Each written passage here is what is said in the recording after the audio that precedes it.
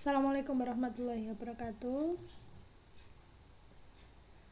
Teman-teman, saya akan memberikan contoh bagaimana membuat laporan kegiatan PLP 1 ya. Dimulai dari judul. Di sini ada laporan program kegiatan PLP 1 ya. Di sini contohnya ada di Mbak Sherly Hazizah. Nanti teman-teman silahkan sesuaikan dengan laporan teman-teman ya. Dari judul di sini ada laporan program kegiatan, kemudian di bawahnya pengenalan lapangan persekolahan PLP 1. Kemudian di MTS Negeri 1-nya di enter di bawahnya ya. Jadi silakan teman-teman format judul seperti itu. Baris pertama laporan program kegiatan, baris kedua pengenalan lapangan persekolahan PLP 1, baris ketiga di MTS Negeri 1 Karanganyar. Kemudian ada dosen pembimbing, logo, ada tulisan disusun oleh ya. Olehnya kecil hurufnya. Kemudian namanya sudah benar ya, diawali dengan huruf kapital, kemudian name. Nah, kelas 5F PA ini nggak usah karena di bawahnya sudah ada program studinya. Pendidikan Agama Islam, Fakultas Ilmu Tarbiyah, Institut Agama Islam Negeri. Nah, Surakartanya boleh ditaruh di bawah biar menjadi piramida terbalik ya. Kalau tidak ditaruh di bawah juga nggak apa-apa. Itu untuk judul. Kemudian untuk lembar pengesahan silahkan dicek kembali, disesuaikan dengan pedoman penulisan laporan yang sudah dibagikan ya. Di tempat Mbak Sherly, laporan ini telah mendapatkan bimbingan dari dosen dan dinyatakan telah memenuhi ketentuan, diserahkan. Salah satu syarat penyelesaian mata kuliah ya sudah sesuai, kemudian laporan ini telah ya. Ini sudah nanti diisi ya, hari, tanggal, bulan dan tahun, kemudian Surakartanya juga, dosen pembimbing lapangan, di sini ada nama ya. Untuk nama tidak usah di garis bawah dan tidak usah dicetak tebal. Kemudian dilengkapi datanya ya. Ini belum lengkap datanya, nanti silahkan dilengkapi. Kemudian selanjutnya adalah kata pengantar. Di dalam kata pengantar ini paling tinggi adalah dekan. Nanti berarti pihak diantaranya nomor 1 adalah dekan. Dekan Fakultas Ilmu Tarbiyah ya. Kalau menggunakan gelar tidak usah menggunakan kata sapaan ya. Bapak Fauzi Muharram, MAG itu tidak usah pakai sapaan ya. Jadi Fauzi Muharram MAG selaku dekan. Nah, ini silakan dicek pejabatnya. Ini Pak Fauzi ini wakil dekan 1 bidang akademik, bukan dekan ya. Jadi silahkan diperhatikan pejabatnya, nama pejabatnya siapa, nanti silahkan dicek di webnya FIT, ada di situ. Kemudian dalam membuat kata pengantar silahkan ditambahi yang telah ya. Untuk yang nomor 1 kan nggak ada, yang sudah lengkap itu mulai nomor 1 sampai dengan nomor 5 ya. Contoh Bapak M. Muhtar Komedi selaku guru pamong dari praktikan yang telah dan bla bla bla bla begitu. Untuk kata pengantar maksimal 2 halaman. Berikutnya ada daftar isi ya. Untuk daftar isi nanti disesuaikan dengan isinya ya. Di sini masih kurang judul. Nanti silahkan ditambahi judul halaman 1. Walaupun tidak ada halaman di cover tapi tetap itu mulai halaman 1. Untuk daftar isi ini masih acak-acak ya, acak-acakan ya. Bab 1 langsung ditulis saja pendahuluan, tidak usah pakai titik-titik. Jadi bab 1 pendahuluan. Nah, setelah itu adalah sistematikanya disesuaikan dengan yang ada di buku pedoman. Ada A, latar belakang, B, tujuan dan manfaat, dan seterusnya. Ini masih belum rapi ya, tidak ada penomorannya. Untuk penomorannya silahkan dicek di grup WA ya, kayaknya sudah saya share di situ ya. Kemudian ada bab 1, jadi disesuaikan dengan di pedoman ya. Bab 1 ada bab 2, bab 3, bab 4 penutup ya. Kemudian yang paling akhir di daftar pustaka adalah di daftar isi adalah daftar pustaka di situ ya. Daftar pustaka penulisannya huruf kapital semua. Nah, untuk rencana RPP, lampiran dan sebagainya, oh ya, setelah daftar pustaka ada lampiran ya. Penulisan daftar pustaka semuanya huruf kapital. Ya, setelah itu juga lampiran, tulisan lampiran itu juga huruf kapital semua. Ditulis lampiran begitu saja ya. Oke, untuk halaman bagian awal ini sudah benar ya, menggunakan Romawi kecil. Nah, letaknya di bawah tengah. Halaman 3, halaman 4, halaman 5, halaman 6. Untuk bagian awal nanti silahkan ditambahkan ya setelah daftar isi. Di situ ada daftar tabel, kemudian daftar gambar, daftar lampiran. Nah, silahkan nanti ditambahkan di situ, walaupun di sistematika penulisan di laporannya tidak ada, tetapi teman-teman ada gambar, ada tabel, kemudian ada lampiran, silahkan ditambahkan ya, begitu. Kemudian bab 1 isinya adalah latar belakang program PLP 1 ya. Teman-teman kalau menulis judul ya disesuaikan dengan disesuaikan dengan sistematikanya ya. Kalau memang sudah tahu bahwa PLP itu singkatannya adalah program pengenalan lapangan per sekolah, silahkan gunakan istilah gunakan singkatannya saja, tidak usah setiap kali ada PLP itu ditulis lengkap gitu ya. Jadi cukup latar belakang PLP 1 sesuai dengan sistematika yang ada di buku pedoman ya. Tujuan dan manfaat PLP 1, nah itu di situ. Kemudian latar belakangnya ya sudah, kemudian ada tujuan dan manfaat, diperhatikan penggunaan huruf kapitalnya ya.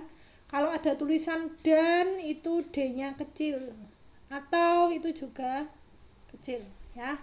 B, tujuan dan manfaat PLP 1 ya. Kalau di subkan lagi berarti tujuan PLP 1. Yang nomor 2, manfaat PLP 1. Begitu. Kemudian untuk letak halaman mulai bab 1 sampai halaman terakhir nanti lampiran, letak halamannya di pojok kanan atas ya. Kalau ada judulnya, contoh bab 1 pendahuluan, letak halamannya di bawah tengah ya. Terus halaman kedua berarti letaknya di pojok kanan atas, begitu. Kalau tidak bisa mengformat ya silahkan halamannya diletakkan di pojok kanan atas semua, nggak apa-apa. Masuk ke bab 2. Bab 2 ini isinya adalah hasil pelaksanaan program PLP 1 ya. Berisi adalah observasi pembelajaran dan observasi kegiatan sekolah ya. Nah, untuk observasi pembelajaran ini silahkan teman-teman langsung ke judulnya ya. Pembelajarannya itu daring atau luring ya. Kalau memang pembelajarannya daring, silahkan diberi judul observasi pembelajaran daring gitu ya, langsung di situ ya. Jadi diperhatikan penomorannya ya, dari judulnya sudah hasil pelaksanaan program PLP 1, kemudian langsung A ya, observasi pembelajaran daring ya, berarti tidak ada nomor 1 lagi ya, tidak ada penomoran lagi. Jadi untuk bab 1 silahkan dicek di mana? Di sistematika penyusunan laporan ya, disesuaikan bahwa bab 2 itu isinya ada 2 sub, yaitu A. Observasi pembelajaran dan B. Observasi kegiatan ekstra sekolah dan lain-lain. Di situ ada. Tidak ada observasi RPP di sini ya. Observasi pembelajaran ada ya 2 ya. Oke, maaf. Berarti di sini isinya 2 ya. 1 observasi pembelajaran daring ya, yang kedua adalah analisis rencana pelaksanaan pembelajaran, analisis RPP ya. Oke. Kita mulai dari observasi pembelajaran daring. Nah, pada saat teman-teman menyajikan laporan di sub observasi pembelajaran daring, silahkan teman-teman menceritakan ya, namanya data ya, menceritakan yang benar-benar teman-teman alami, teman-teman observasi ya. Contoh, pada hari tanggal jam sekian saya mengobservasi pembelajaran daring dengan gurunya siapa, materi pembelajarannya, mata pelajarannya apa, di mana, dan seterusnya. Jadi seperti cerita ya. Kalau di laporan di Mbak Sherly ini kurang detail ya, jadi masih dijadikan satu ya, maksudnya direkap jadi satu. Nah, untuk observasi pembelajaran daring ini seyogyanya teman-teman menceritakannya sesuai dengan yang teman-teman lakukan. Kalau teman-teman melakukan observasi mamanya 4 kali ya ditulis 4 kali. Di situ jelas tertulis hari, tanggal, jam, mata pelajarannya apa, kelasnya berapa, dan seterusnya. Walaupun di tempat Mbak Sherly ini belum tahu ya, maksudnya pembaca nggak tahu ini observasinya berapa kali begitu ya. Oke, itu jadi diceritakan memang apa yang benar-benar diamati pada pembelajaran daring tersebut ya. Kalau memang observasinya 10 kali, apa harus ditulis semua Bu? Gitu. Idealnya memang ditulis semua, tetapi kalau memang ada hal-hal yang sama silahkan diperingkas ya. Oke, itu untuk observasi pembelajaran daring. Jadi cerita ya, bahwa observasi ini. Nah, setelah teman-teman menceritakan pengamatan pembelajaran daring yang teman-teman laksanakan, di akhir paragraf sebelum ke sub yang kedua, analisis RPP, teman-teman silahkan membuat tabel ya, dibentuk tabel. Untuk tabel ini disesuaikan dengan yang teman-teman tulis. Isinya adalah ada nomor, kemudian hari, tanggal ya, kemudian kelas, terus materi yang disampaikan pada saat pembelajaran apa gitu. Jadi penyajian tabel ini memudahkan pembaca untuk mengetahui ya berapa kali teman-teman observasi gitu ya. Oke, ini untuk sub yang pertama, yaitu observasi pembelajaran daring. Sub yang kedua adalah analisis RPP. Nah, untuk analisis RPP, kalau bisa RPP-nya disajikan sebelumnya ya, diperkecil saja ya, diperkecil, ada foto RPP ya. Yang besarnya, maksudnya yang utuhnya nanti silahkan dilampirkan ya, dilampirkan di lampiran. Oh iya, tambahan untuk observasi pembelajaran daring juga disertai dengan foto ya. Contoh observasi yang pertama itu hari, tanggal, jam dan sebagainya, silahkan ditempelkan foto di situ. Observasi yang kedua ini ada fotonya di situ, jadi langsung di mana, di bagian observasi pembelajaran daring begitu. Untuk analisis RPP tadi saya sudah mengatakan bahwa silahkan RPP-nya di apa namanya, ditaruh gambarnya ya, gambar RPP-nya ya. Kalau bisa analisis RPP kan ada beberapa ya teman-teman, sesuai dengan kemampuan teman-teman ya. Bisa satu persatu detail dari awal sampai akhir. Nah itu silakan nanti teman-teman juga menyajikan screenshotnya atau apa yang teman-teman bicarakan, teman-teman bahas. Nah itu silakan disertai dengan foto gitu ya. Jadi ini untuk analisisnya komplit, analisis RPP. Dimulai dari isi yang ada di dalam RPP itu apa ya, dari awal sampai akhir ya, dari tidak hanya pada saat pembelajaran saja, tetapi muatan umpamanya ada kompetensi inti, ada kompetensi dasar dan sebagainya, itu juga dianalisis gitu ya. Oke, itu masukan untuk analisis RPP ya. Jadi teman-teman menganalisis RPP itu idealnya disesuaikan dengan RPP yang dikasih sama gurunya berapa begitu ya, tidak hanya satu. Kalau memang yang dikasih hanya satu ya silakan teman-teman menganalisis satu gitu. Begitu. Kemudian untuk yang sub yang B, yaitu observasi mengenai kegiatan ekstra sekolah, tata tertib, profil sekolah dan lain-lain.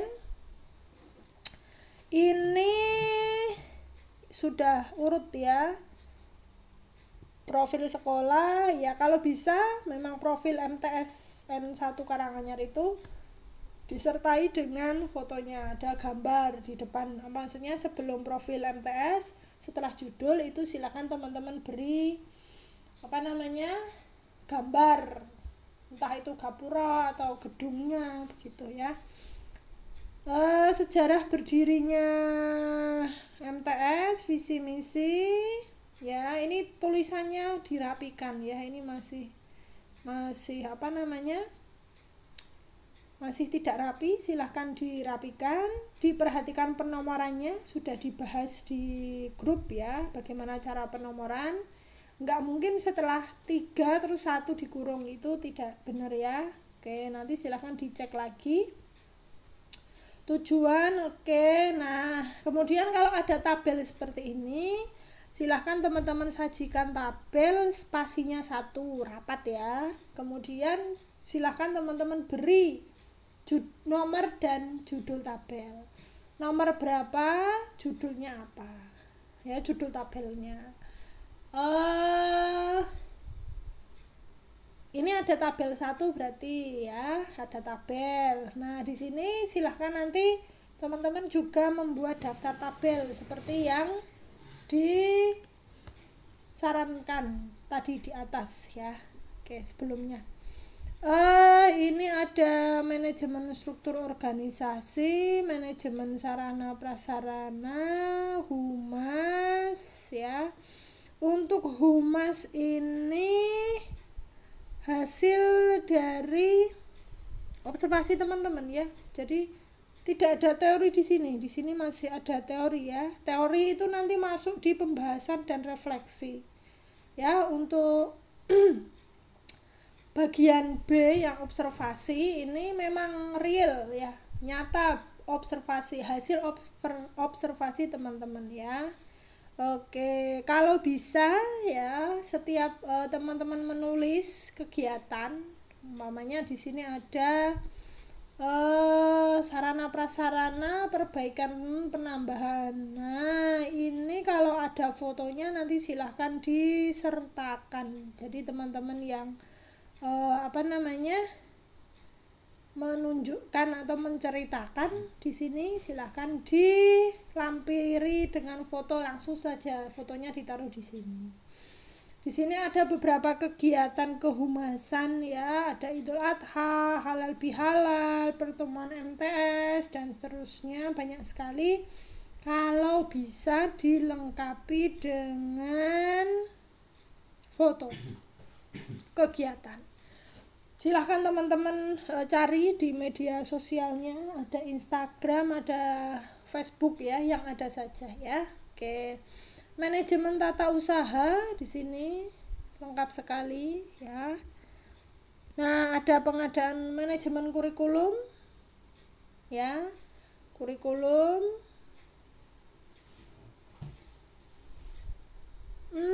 untuk kurikulum itu hasil observasinya kalau memang seperti ini ya nggak apa-apa ya, silahkan teman-teman sajikan saja di sini ya. Diperhatikan penomorannya ya, jadi saya bingung ini. Jadi 8 terus 1 gitu ya. Subnya seperti apa? Kurikulum ada kelas, kemudian program unggulan juga sama ya.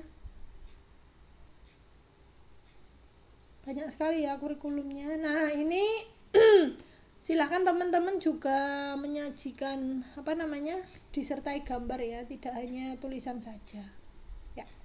Kemudian ada kegiatan ekstrakurikuler ya. Kegiatan ekstrakurikuler ini teman-teman sebutkan kalau ada ya, lengkap ya. Pramuka itu kapan dan sebagainya, apakah kegiatan ekstrakurikuler ini pada saat ini dilaksanakan gitu ya. Jadi teman-teman mengobservasinya, hasil datanya memang benar-benar hasil data observasi teman-teman ya, hasilnya seperti apa begitu. Nah, kalau menjelaskan seperti ini kegiatan ekstrakurikuler ada subnya 8. Kalau yang lain dijelaskan, yang ini juga dijelaskan, jangan hanya disebutkan saja ya. Kalau bisa juga ada gambarnya ya. Untuk tata tertib oke. Begitu ya. Jadi hasil observasi itu memang teman-teman observasi itu datanya atau hasilnya adalah mesti foto, itu yang utama ya. Penjelasan itu juga penting, tetapi bukti bahwa teman-teman sudah melakukan observasi adalah foto ya. Jadi silahkan teman-teman lengkapi di bagian observasi begitu. Itu untuk yang bab 2.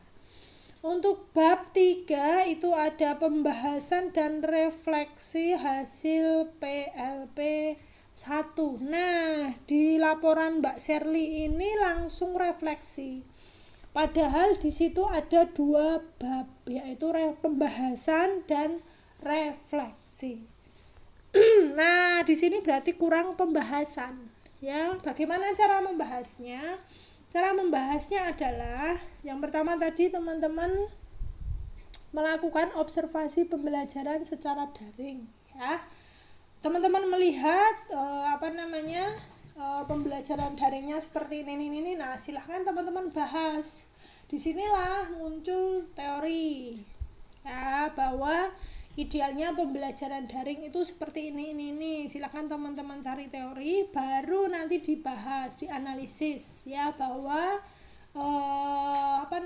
pembelajaran daring yang dilakukan oleh guru A itu seperti ini gitu ya. Seperti halnya juga untuk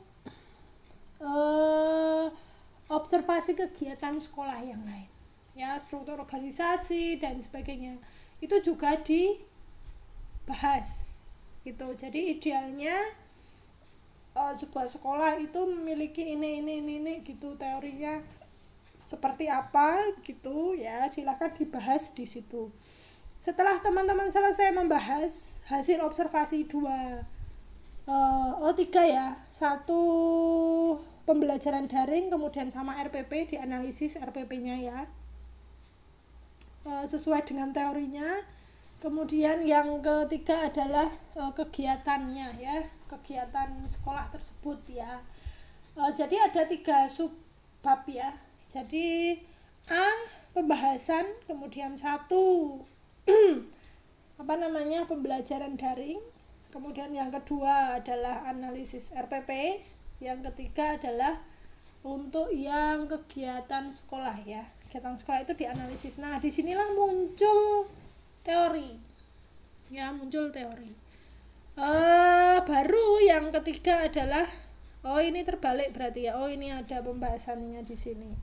Terbalik berarti ya. Kalau judulnya pembahasan dan refleksi berarti pembahasannya dulu Mbak. Ini terbalik ya, yang B. Kultur sekolah MTS 1 Karanganyar, berarti di sini adalah juga terbalik juga, harusnya pembelajaran daring dulu, kemudian RPP, baru kultur sekolahnya ya yang dibahas. Nah, ini kacau ini. Waduh, ini kenapa ini ya? Jadi ini belum sistematis ya. Silahkan ya disesuaikan dengan yang bab 2 ya. Jadi pembahasan dan refleksi hasil PLP 1. Pembahasan isinya yang A itu adalah pembelajaran online, kemudian yang B analisis RPP, kemudian yang C adalah kegiatan sekolah itu ya, itu di pembahasannya ya. Kemudian untuk yang refleksinya juga sama. Jadi A pembahasan yang A itu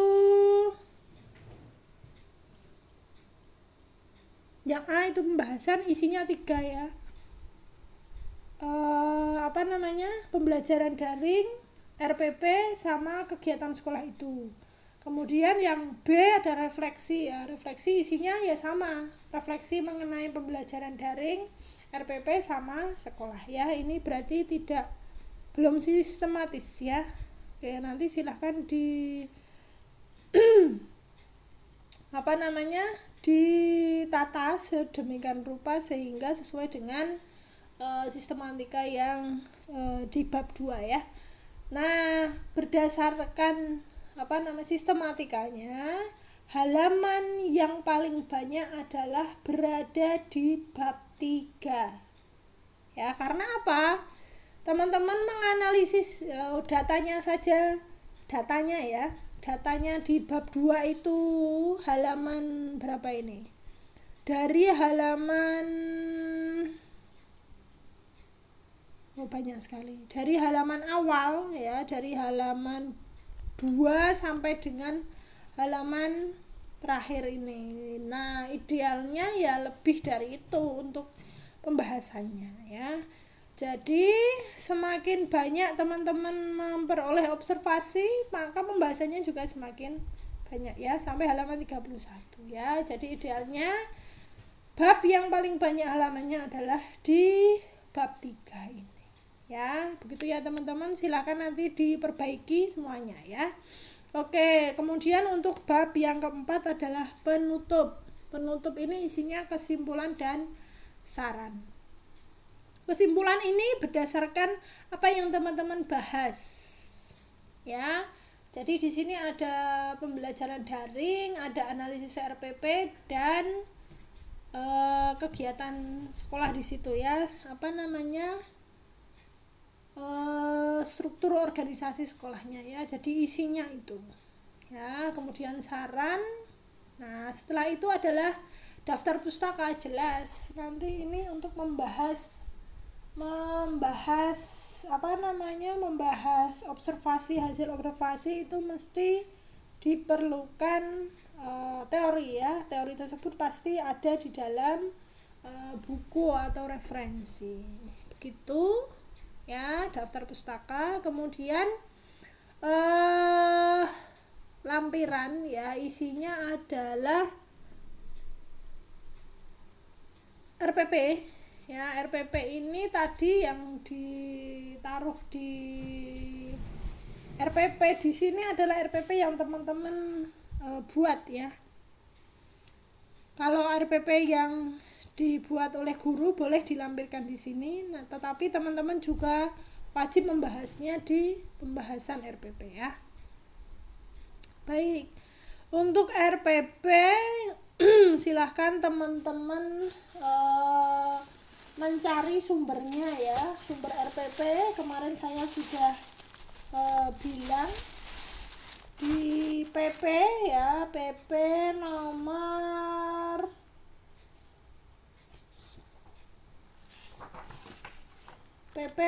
22 tahun 2016. Di sini disebutkan bahwa RPP itu terdiri atas yang pertama adalah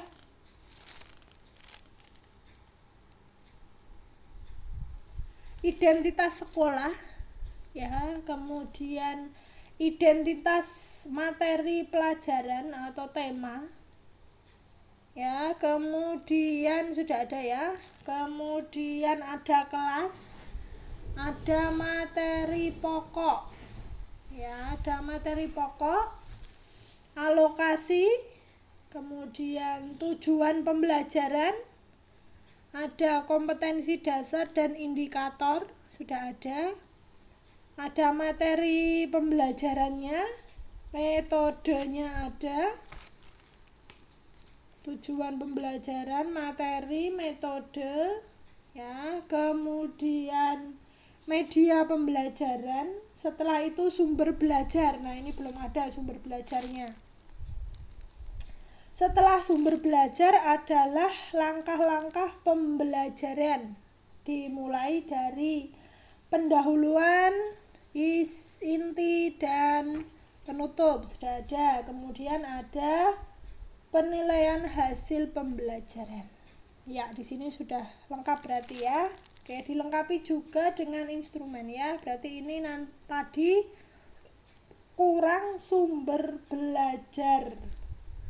Oh, sudah ada sumber belajarnya, dimasukkan di media pembelajaran ya. Jadi sudah lengkap seperti ini ya RPP-nya ya. Oke. Untuk langkah-langkah pembelajaran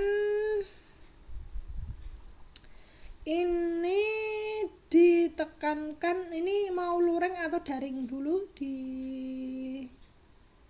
diperhatikan ya. Di sini tidak terlihat ini daring atau luring ya. Oke, kita mulai dari kompetensi inti ada K1, KI 1 sampai dengan 4, kemudian ada kompetensi dasarnya, menganalisis misi, kemudian menganalisis strategi, menganalisis sejarah dan sebagainya. Indikatornya ada tuh ada 6 ya, ada 9 ya. Tujuan pembelajarannya, materi pembelajarannya,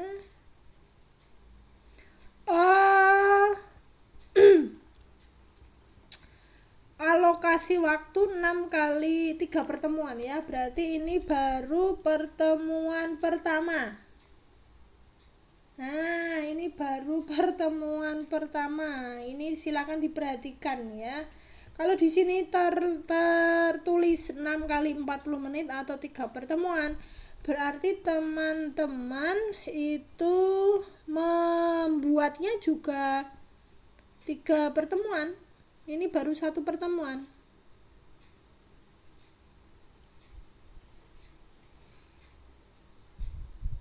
ya. Silakan dicek ya. Memberi kesempatan mengidentifikasi kolaborasi. Nah, proses berdoa, menyampaikan tahapan kegiatan yang dilaksanakan, kegiatan memberikan kesempatan ini kolaboratif. Nah, di sini belum terlihat materi apa saja yang dibahas ya.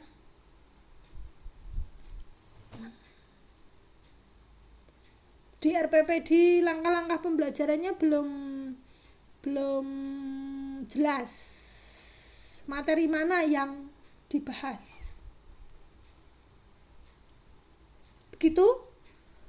Karena di sini nggak ada tulisannya peserta didik. Nah, langkah-langkah guru memberikan kesempatan mempresentasikan. Nah, ini informasi apa dan seterusnya belum jelas di sini. Jadi langkah-langkah pembelajaran ini pembelajaran apa materinya belum jelas di sini. Ya, nanti silahkan diperbaiki untuk RPP-nya. Untuk penilaiannya juga sama, ya. Yang aktif diskusi itu diskusi apa, mengamati apa, di sini juga belum jelas, ya. Untuk RPP-nya. Kalau di sini disebutkan 3 kali pertemuan, berarti ya RPP-nya 3 kali pertemuan, disesuaikan. Gitu. Itu